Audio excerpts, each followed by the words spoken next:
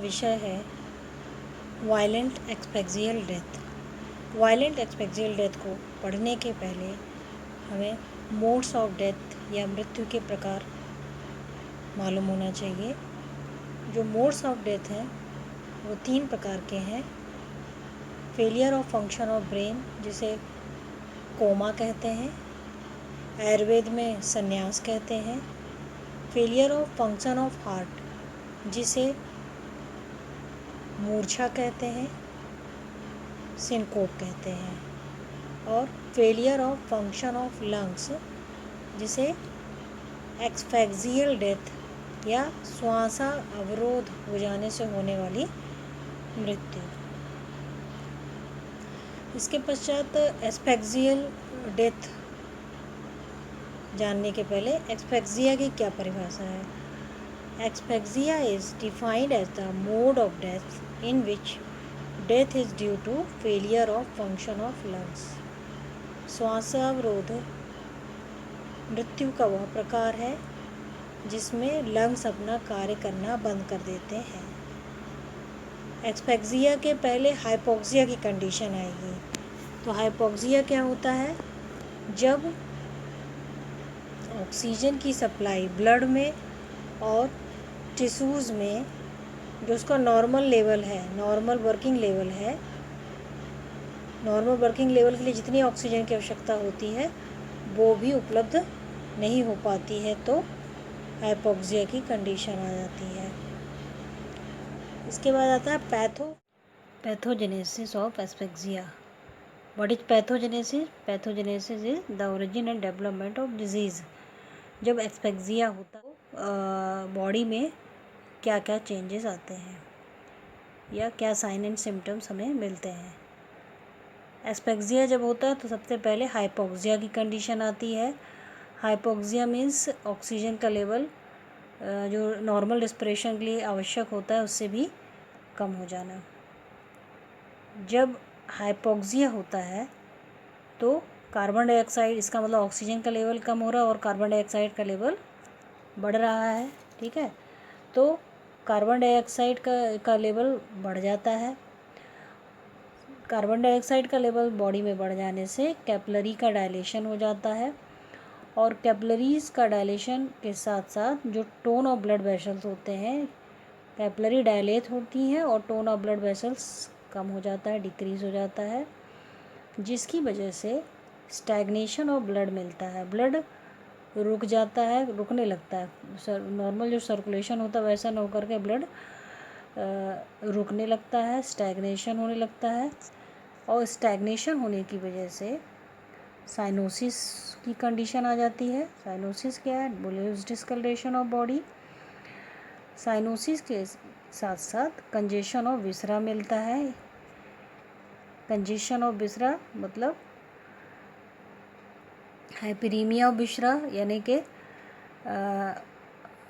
Excessive blood supply in विसरास, ज़्यादा redness दिखना उस एरिया में, और ऐसा होने से जो प्रेशर इन ब्लड वेसल्स, जो ब्लड वेसल्स होती है उनमें प्रेशर बढ़ता है और जब ब्लड वेसल्स में प्रेशर बढ़ता है तो जो कैपिलरीज़ होती हैं, जब प्रेशर बढ़ेगा किसी चीज़ में, ज़्यादा दबाव बनेगा तो वो फट जाएगी, है ना।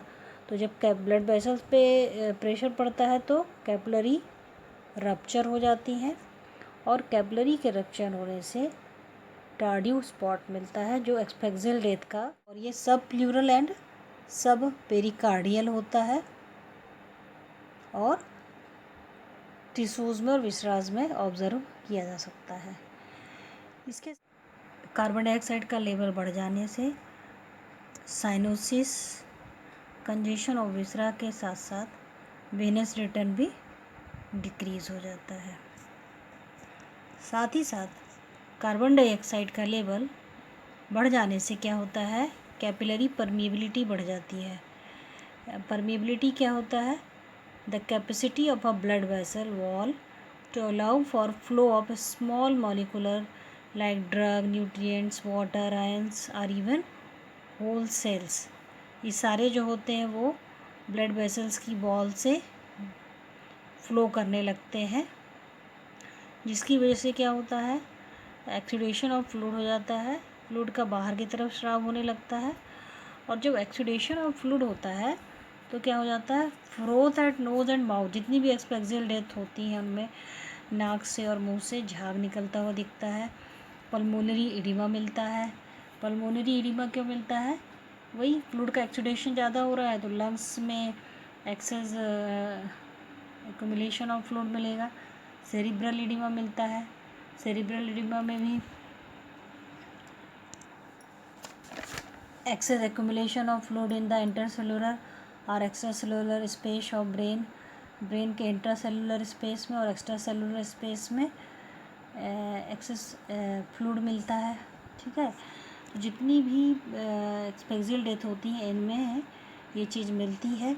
साथ ही साथ कार्बन डाइऑक्साइड का लेवल इंक्रीज़ हो जाने से या बढ़ जाने से जो स्फिंक्टर्स होते हैं, स्फिंक्टर्स मसल्स होती हैं वो रिलैक्स हो जाती हैं और रिलैक्स हो जाने की वजह से क्या होता है, इनकॉन्टिनेंस की कंडीशन आ जाती है। इनकॉन्टिनेंस मतलब अनियंत्रित हो जाते हैं स्फिंक्टर्स, जिसकी वजह से यूरिन, स्टूल, सीमन का इनवॉलेंट्री पास हो जाता है। इसीलिए जितनी भी एक्सपेक्सियल डेथ मिलती है उनमें जो टिपिकल साइन यदि हम देखें तो टिपिकल साइंस में एक रिलैक्सेशन ऑफ स्फिंक्टर्स जिसमें कि इनकॉन्टिनेंस हो जाता है। ठीक है, साइनोसिस हो गया, कंजेशन ऑफ विसरा हो गया,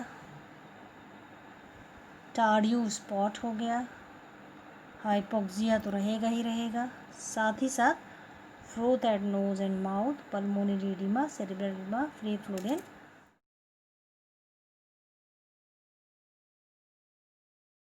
कॉजेज ऑफ एक्सपेक्सिया, श्वासावरोध जन्य मृत्यु के कारण।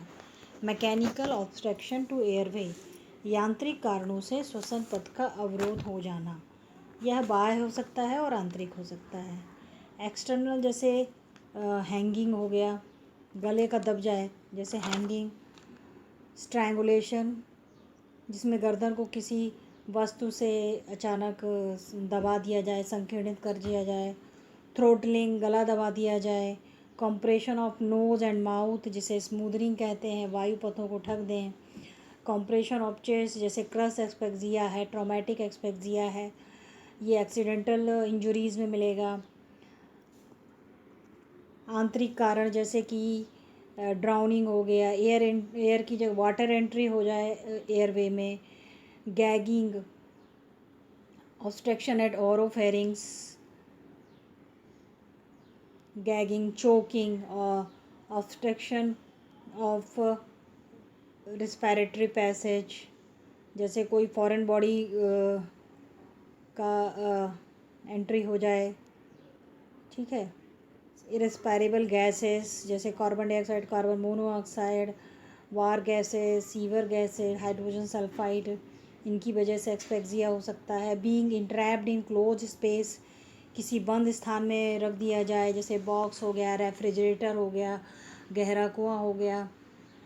स्मोक फ्रॉम बर्निंग आर्टिकल्स, जलती हुई चीज़ों से जो धुआं निकलता है उसकी वजह से। फ्यूम्स ऑफ एसिड्स का धुआं। गैस चेम्बर्स में be during anaesthesia due to improper oxygenation, anaesthesia के दौरान पर्याप्त ऑक्सीजन न मिलने से भी एक्सपेक्सिया की कंडीशन आ सकती है। पल्मोनरी एम्बोलिज्म, एम्बोलिज्म क्या होता है, कंडीशन इन विच वन और more arteries in lungs become blocked. ये फैट की वजह से हो सकता है, एयर की वजह से हो सकता है। जो पल्मोनरी आर्टरीज़ हैं उनका ब्लॉकेज हो जाना, ठीक है, फैट से या एयर से, तो ये एम्बोलिज्म हो गया।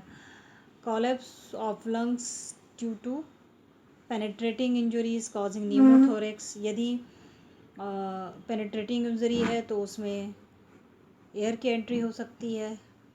Non penetrating injury causing haemothorax, hydrothorax, pyothorax, blood का कलेक्शन हो जाए, जल वाटर का कलेक्शन हो जाए, पस का कलेक्शन हो जाए, या नॉन पेनेट्रेटिंग इंजरी, इसमें भी एस्पेक्सिया कंडीशन आ सकती है। Improper chest movement due to crush asphyxia और टीटनेस और paralysis of muscles. Respiratory poisons for toxicology के हिसाब से इट इज़ वेरी इंपॉर्टेंट कि ऐसे कौन से रेस्पिरेटरी पॉइजन्स हैं जिनसे एक्सपेक्सिया हो सकता है, जैसे साइनाइड है, ओपियम है, ऑर्गेनोफॉस्फोरस कंपाउंड्स, बार्बिटोरेट्स एंड स्ट्रिक्नीन। इसके अलावा पैथोलॉजिकल कंडीशन जैसे laryngeal spasm, oedema of glottis, tumours and pulmonary oedema. Pulmonary oedema जिसमें कि लंग्स में एक्सेसिव एक्यूमुलेशन ऑफ फ्लूइड हो जाता है। अब स्टेजेस या मैनिफेस्टेशन ऑफ एक्सपेक्सिया। श्वासावरोध जब होता है या श्वासावरोध से जब मृत्यु होती है तो वह व्यक्ति या पर्सन 3 स्टेजेस से गुजरता है। ठीक है, तो स्टेज ऑफ इंस्पायरेटरी, पहली स्टेज जो होती है उसे कहते हैं स्टेज ऑफ इंस्पायरेटरी, क्रिच श्वसन की अवस्था। नॉर्मली जो रिस्पिरेशन होता है हम सांस लेते हैं और सांस छोड़ते हैं, है ना, तो श्वसन और निःश्वसन। तो स्टेज ऑफ इंस्पायरेटरी कठिनाई से वो सांस ले पाता है, क्रिच श्वसन की अवस्था। स्टेज ऑफ एक्सपायरेटरी डिस्निया, कठिनाई से वह सांस छोड़ पाता है। और stage of stage of respiratory paralysis. तो पहली स्टेज जो होती है उसे हम कहते हैं स्टेज ऑफ इंस्पायरेटरी डिस्पीनिया। ये लगभग 1 मिनट की स्टेज होती है। जैसे हाइपोक्सिया होता है, सांस लेने में तकलीफ होने लगती है, रिस्पायरेशन बिकम डिफ़िकल्ट। कैरेक्टरिस्टिक्स क्या मिलते हैं इसमें? लॉस ऑफ कंसंट्रेशन, एनग्जियसनेस, चिंताग्रस्त दिखता है, हेडेक, बल्जिंग ऑफ आइज़ का बाहर की तरफ दिखना, रिंगिंग इन ईयर्स, कान में घंटी के बजने की आवाज़ सुनाई देना, पल्स स्लो हो जाती है, BP and respiration increased, BP और रेस्पिरेशन बढ़ जाते हैं लेकिन पल्स स्लो रहती है, mild cyanosis and extra ordinary muscles of respiration become difficult. Stages या manifestation of asphyxia. Stage 2, stage of expiratory dyspnoea and convulsions last about 1 to 2 minute. As hypoxia progress, जैसे जैसे hypoxia बढ़ने लगता है, सांस छोड़ने में भी कठिनाई होने लगती है, जबकि सांस छोड़ना एक रूटीनली पैसिव प्रोग्रेस होती है। इसमें कैरेक्टरिस्टिक्स मिलते हैं, लॉस ऑफ कंसंट्रेशन हो जाना, लॉस ऑफ कॉन्शियसनेस, चेतना का भी नाश होने लगता है, टंग प्रोट्रूडेड आउट, टंग बाहर की तरफ आ जाती है, pulse, BP, respiration, heart rate and salivation increase हो जाता है, respiration is Cheyne Stokes breathing pattern का मिलता है, हाइपोथर्मिया मिलता है, इंक्रीज गैस्ट्रिक मोटेलिटी हो जाती है, relaxation of sphincters and so incontinence, sphincters relax हो जाते हैं जिसकी वजह से यूरिन स्टूल इनवॉलेंट्री पास हो जाते हैं, presence of free fluid in mouth and body cavities, मुंह, नाक से और बॉडी के दूसरे ऑरिफिसेस से झाग निकलता है, कन्वल्जन्स। अब ये जो ब्रीदिंग पैटर्न है सेकेंड स्टेज में, जो काइन स्टोक ब्रीदिंग पैटर्न मिलता है स्टेज ऑफ एक्सपायरेशन में, इसमें क्या होता है, एक एबनॉर्मल ब्रीदिंग पैटर्न होता है जिसमें कि progressively deeper and sometimes faster breathing होती है by a gradual decrease that result in temporary stop in breathing called as apnoea. जैसे कि इसमें दिख रहा है कि ब्रीदिंग जो है ग्रेजुअली फास्टर भी हो रही है और डीपर भी हो रही है। फिर कुछ देर के लिए ब्रीदिंग टेम्परेरी स्टॉप हो रही है, सीधी लाइन दिख रही है जो एपनिया कंडीशन कहलाती है, कुछ सेकंड्स के लिए होती है वो।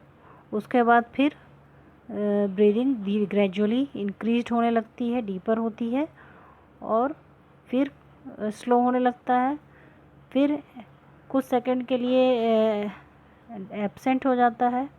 इस तरीके का जो पैटर्न होता है वह काइन स्टोक रिस्पिरेशन कहलाता है, जो कि एक्सपेक्जियल डेथ में मिलता है। स्टेजेस ऑफ रेस्पिरेटरी पैरालिसिस, जो थर्ड स्टेज होती है उसमें रेस्पिरेटरी जो सेंटर्स होते हैं वो पैरालाइज हो जाते हैं, जिसकी वजह से डेथ हो जाती है। इसमें कैरेक्टरिस्टिक्स मिलते हैं, परमानेंट ब्रेन डैमेज हो जाता है, प्यूपिल्स डायलेट मिलते हैं, मसल्स फ्लैसिड मिलती हैं, सारे रिफ्लेक्सेस का एबोलिएशन हो जाता है, सारे pulse, BP, heart rate, respiration become slow and finally absent and death occurs। इसके बाद आता है पोस्टमार्टम अपीयरेंसेस इन एस्पेक्सियल डेथ, श्वासावरोधजन्य मृत्यु में मरणोत्तर स्वरूप। जब हम पीएम अपीयरेंसेस देखते हैं तो हम उसे दो तरीके से देखते हैं, एक्सटर्नल और इंटरनल। एक्सटर्नल जो हमें बाहर से जो हमें दिखता है, तो यदि एस्पेक्सियल डेथ का पर्सन है, डेड बॉडी है, तो उसमें बाहर से यदि स्लो एक्सपेक्सिया हुआ है तो साइनोज मिलेगा, और सडन एक्सपेक्सिया हुआ है तो पेल मिलता है। नोज़ में, लिप्स में, टंग्स में और नेल्स में साइनोसिस मिलता है, वो नीलाभ दिखते हैं। Petechial haemorrhage on conjunctivae, face and site of compression, conjunctiva, face और जहाँ पर दबाव बना था वहाँ पे पेच लाइक हेमरेज मिलता है। टंग प्रोट्रूडेड आउट, जीभ बाहर की ओर निकली रहती है। आइज़ बल्जिंग आउट, आँखें बाहर की ओर निकली रहती हैं। Clenching of hands, incontinence of urine, faeces and semen, और यूरिन, मल मूत्र और सीमेन का भी सिक्रीशन हो जाता है इनवॉलेंटरली। अब इंटरनल अपीयरेंस, इंटरनल में लंग्स कंजेस्टेड मिलते हैं, एम्फाइजेमेटस मिलते हैं। एम्फाइजेमेटस क्या होता है? इसमें जो लंग्स के जो एयर सैक्स हैं, एयर स्पेसेस हैं, वो उनका साइज एबनॉर्मली बढ़ जाता है, और कट सेक्शन करने पर उससे ब्लडी फ्रोथ आता है लंग्स में। स्क्यूज़ करने पर भी ब्लडी फ्रोथ आता है। Tardieu spot on pleura, pericardium, lungs, meningitis and brain. Right chamber of heart full मिलता है। Congestion of brain and internal viscera. Blood remains fluid because of increase fibrinolysin. Fibrinolysin हो जाने, फाइब्रिन का break होने की वजह से ब्लड जो होता है फ्लूइड में कन्वर्ट हो जाता है। ये इंटरनल पीएम अपीयरेंसेस मिलते हैं। Thank you so much, keep watching.